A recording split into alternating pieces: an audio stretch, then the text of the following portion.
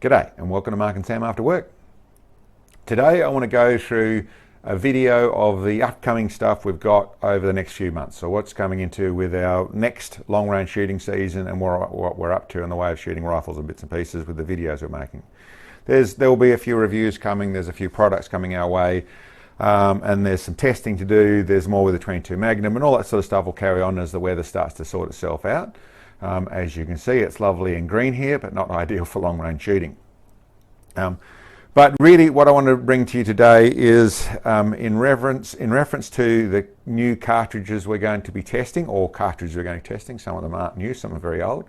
But it was in reference on, I suppose, letting everyone know what's going on with supporter builds, or where people were, we started an idea, it seemed to be a good idea, of putting out where supporters could pay for a support ticket or something that actually helps us, put funds into building a custom rifle in that cartridge to be able to go and test it and do that sort of stuff, so we could actually get people helping us to do it.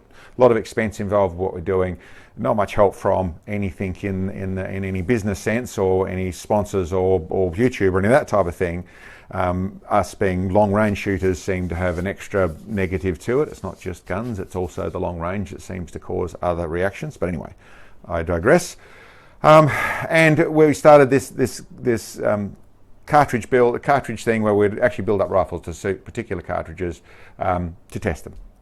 It seemed to be a good idea, but very few, well actually only 3 people put their hand up for that. There's a couple since that have also, but over the 6 different cartridges we're going to do, or 6 different chamberings we're going to do, there's only actually, 5 people in total at the end of it. I cancelled it on 3 because it had been running for over 6 weeks and only 3 people had put their names up, and I didn't want to be doing the wrong thing by not doing it if people had put in some funds, or trying to do it anyway with the limited funds that were there. So I stopped the process, figured it was probably just bad timing with COVID and that, and the world turning to what it's turning to, and thought, okay, maybe it's a good idea for later on.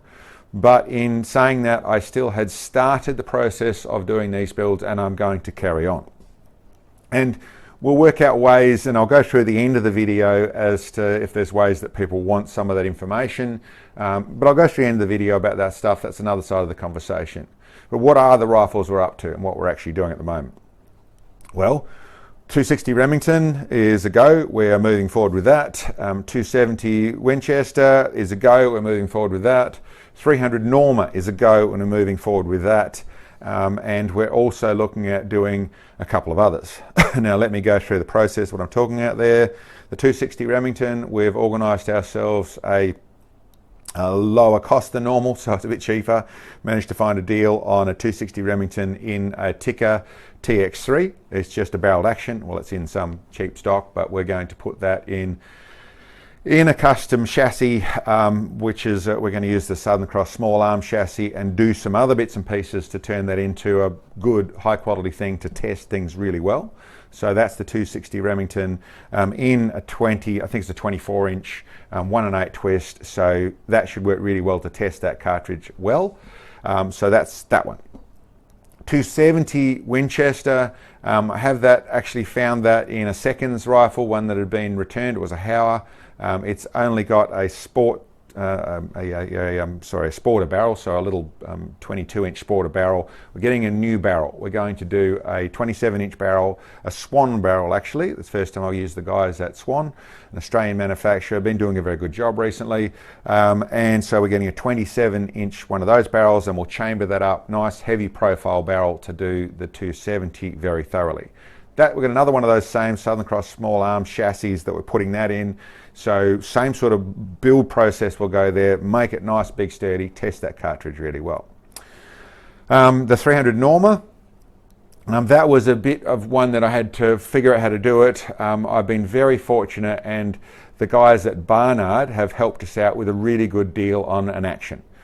So that's the Lathe, that's the PL action. So it's a Lathe action, it's single feed, so it's exactly what I wanted, big, sturdy, strong action. And we've got a Madco barrel happening for that one. So we've got Madco to build us a barrel. to go into that one. Chassis wise, I'm not exactly sorted what I'm doing there. There's a couple of different options I'm working through, but we should be able to test that really thoroughly, so we then have something to compare with the 300 rum and the 300 PSC and the 300 Win Mag and that sort of stuff. So the 300 Norma done very thoroughly in that score, but it also means I've got myself a Lathe action that I can use properly and do up different bits and pieces for. We have another one in the Seiko, but I don't want to pull the TRG apart. So that one there, we'll be able to do other bits and pieces, whether that's the 30-378 or that's the 30-416 Rigby or all the different choices we can build things out of. But there is, that's a starting point to be able to do bits and pieces with the Lathe bolt face action. Another thing that we've got coming, which is going to work well with that Lathe bolt face, is a structured barrel.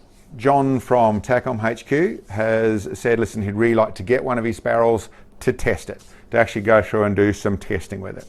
I was very honest and said, listen, I'm not certain I can show benefits with the fact that I have some ridiculous groups that I've seen myself. We're shooting nice big heavy barrels, I like the big Krieger barrels and things like that. But listen, I'm very happy to be able to test it. I know there's going to be some benefits from the lack of barrel mirage and the lightness versus the strength and that side of things. So I'm not completely certain or confident I can show benefits in what I do from what I've already seen. But listen, it'll be what it'll be. We will get it on there and test it. And it looks like we're going to be testing it in a very high level cartridge, which is the 33XC. I'm going to have to look that properly, but basically the tub's sort of souped up 338 Lathe. I haven't looked up the cartridge properly, but it runs more powder. It's certainly a big boy. And that's a good big barrel to test it in. I think we're talking about going into the 32 inches. I've forgotten exactly how long the barrel is, but we've got to get that over here. That isn't set in stone yet. We've got to do a fair bit of organising, from getting the ream, the brass, the barrel, all the bits and pieces here. But with that Lathe action, we really can turn that into something that should work really well.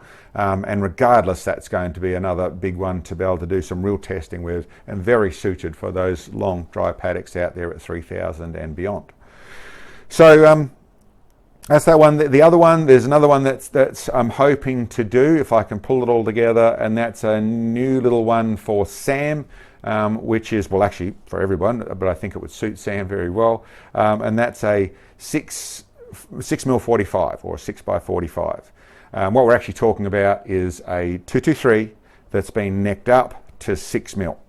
I think in the way of where Sam's comfort zone is, in the sort of 800 yards to 1200, 1400 yards, I think that will perform very well. Probably like it is a bit past, it's still ELR shooting for the little fella out there, but running that 109 Berger bullet in the little 223, I think that's going to be super low recoil and a super accurate and consistent bullet in a nice little, hopefully, we'll see what we can turn that into, but a nice little rifle. I think that'll be a really good test platform, and I'd really like to make that happen. I think that'll be a really good round, which also has some logic to it in the military sense, along the lines of small, very, very efficient bullet, but very small case, so for carrying ammo, for running more in magazines, all that sort of stuff has some real wins to it.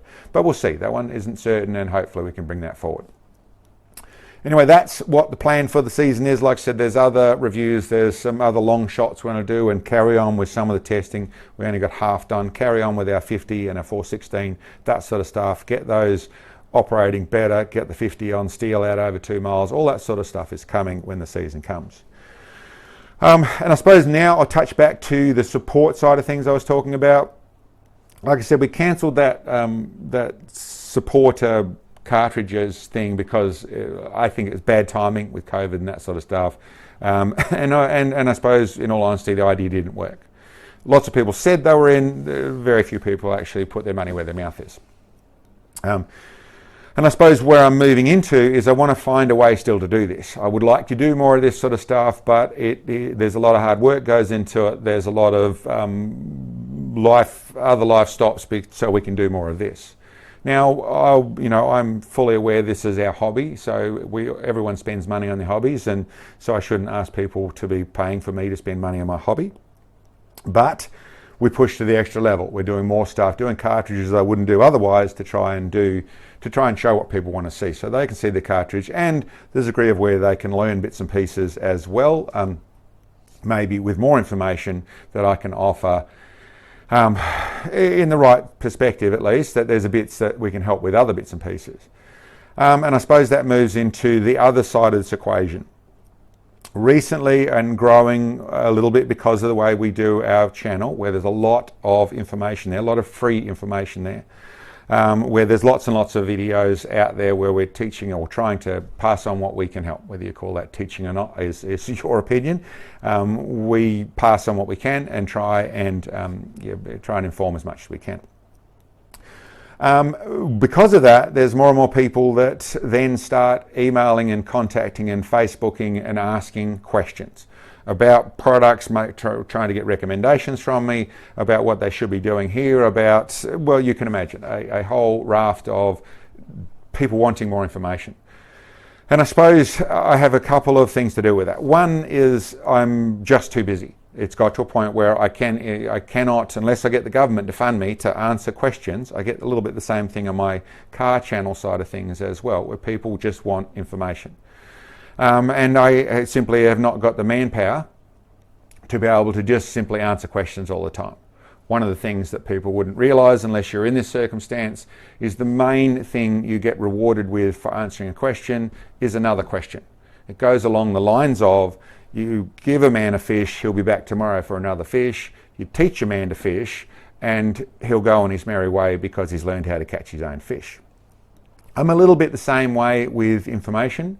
I would prefer to work out a way to be able to help you find out what you need to find out, and not just, here's the answer, here's the answer, here's the answer, here's the answer.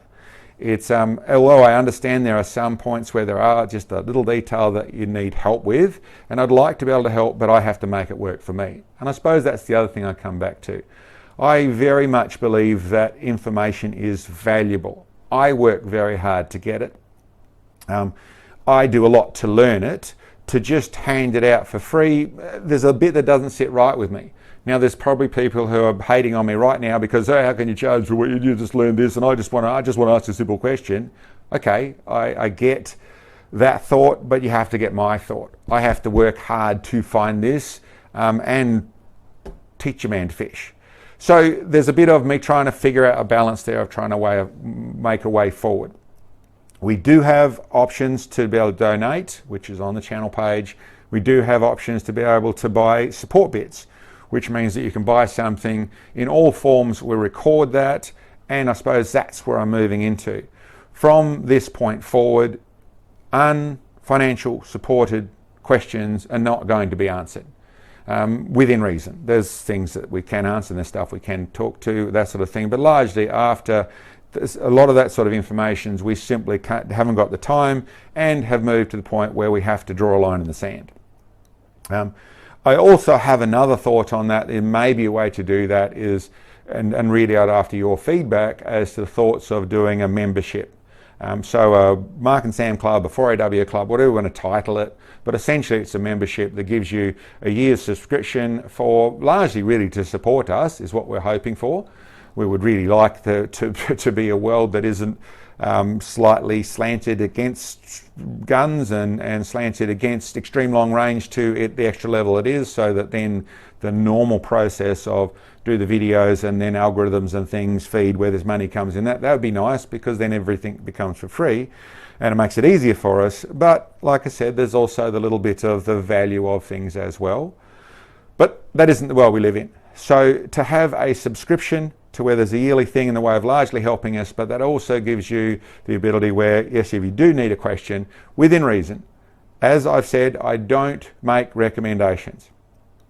The main reason I don't make recommendations is, for one, I don't want to be calling favourites and making biased decisions. There's a little bit of that side of it, but the large side of it is to actually make a depiction. What's best? What's the best between this and this? There's a huge amount of information involved in making that decision. I make the decision when it's about me, in my conditions, in my circumstances, with my budget, for my rifle, for my shooting, there's so many things, 1,000 different things come into any one decision. So to give information as to a level to help you make that decision is the right one.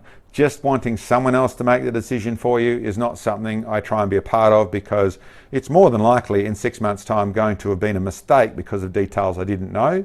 And I think you get where I'm going with that. Oh, I should touch in there and say something I probably haven't explained properly before, but people asking for powder loads and what the powder load is, because they just need to know that powder load. And there's a few levels to it which I should explain. One is legally, being a gunsmith, being a repairer, being a manufacturer, for me to have actually written down, for me to have put forward actual information about powder loads, legally puts me in a vulnerable situation. Might be silly, I get it, all that side of things, but there is actually some legal precedence here. So that is something that I don't need to cross the bridge of. The bigger reason isn't that. The bigger reason is that it is always specific to a particular rifle, a particular chamber. Not a brand, oh, it's the same model, it should be the same. No, it's always specific. Bullet jump, all those bits and pieces. Later on I'll do videos talking about barrel harmonics and all the things that people get into them with tuners and with dampeners and with bullet seating depth and with powder charges for speed to find nodes and all those bits and pieces. I don't do them. My loads are very simple and driven on powder, on pressure levels, which I can only find in that particular rifle. But even more so for people after that magic load, which exactly that load, so I know I can set it up and I'll have the same bullets and it'll shoot like that. It doesn't work like that. It simply doesn't work like that. Specifically when you're doing ladder testing to find a node to line up your bullet speed with the muzzle, the vibration at the muzzle, that is very much down to the DNA of your rifle, to put it in a funny sense. So it's not relevant. So I stay away from that. I will reference how I can, whether that's charts that you should be looking at, or whether that's the generalization that I can go with there, both for legal but also for common sense reasons. But anyway, if that's something that people like, the idea of doing a subscription where there is some information, so then you are that is your ticket to be able to do that side of things. Like I said, really I want to put it forward as the way I really want it to be. It's part of helping us do this, bringing this videos, lots and lots of information that we do there. Really, I hope it to be a resource that people can use, whether they're instructing or using courses or just learning for themselves, go through and do that side of things. And I suppose that's the other detail that I can help with. If you become a financial supporter, if that turns into a club, that's what people think that's a good idea, and we do a subscription for that side of things, then you can say, listen, ask the question, I want to know about this, and I can send you a video link or a couple of video links. Yes, there's a little bit of work for me to do that, but easier for me to do it. And if you're part of my team, I'll be part of your team. That's my way of, I think is a sensible thing to go forward. I don't want to be rude. I'm not trying to be greedy. I got a comment recently of, oh, you shoot all these high-end rifles and you're always asking for money. Okay, I have on occasions expressed the fact that I need help for sure. Using quality stuff, if you want quality results, you want real logic, then you've got to not be hiding behind the fact that you're not using something that works well. And listen, haters are haters, you get that sort of stuff. It is part of what we deal with. And when I say I'm dealing with lots of comments and lots of questions, we also get lots of flack from that. There are some times when people don't get the answer, they get very hostile and they get very rude. We also deal with a fair bit of people get the answer and don't say anything else. They've got their answer, they don't even say thank you. Which is something I would like to discourage. I run my world with discipline, and I run my world with gratitude, and we try and look after everything. And I expect all of the same from people who want to be part of the team, and certainly from people who want to ask questions. Anyway, that's not me trying to tell anyone off. Well, I suppose it is a little bit, but anyway. Moving forward, if you think it's a good idea, we're certainly happy to go there. Certainly from this point forward, there isn't going to be the option. You are going to need to be connected to us in some form or other to get those answers. Simply a time management thing of where we're moving into. Hope that doesn't offend too many. I know it will some, but life's like that sometimes. Anyway, that's my sharing for this moment. Hopefully where these paddocks and things that are around here will start to dry out shortly. We'll start the preliminary testing when some of this stuff starts to get here. So start our setting things up, making things happen, bring it to you, show them off and that sort of stuff. If you want to be part of that, getting more information for that side of things, maybe hold off for a little bit, you know, maybe just we will transfer direct contributing over to a club, I suppose is what I'd really say. So if someone wants to buy a bit or 2 bits as to part of they want more information on that rifle later on, then if we do come up with a club, then we'll transfer. Over the next probably 3 months, we'll transfer that over side of things. Anyway, there's a bit of working out to do there. Not quite sure yet. I hope you enjoyed the video. Thank you very much for checking in on us, and we'll catch you next time.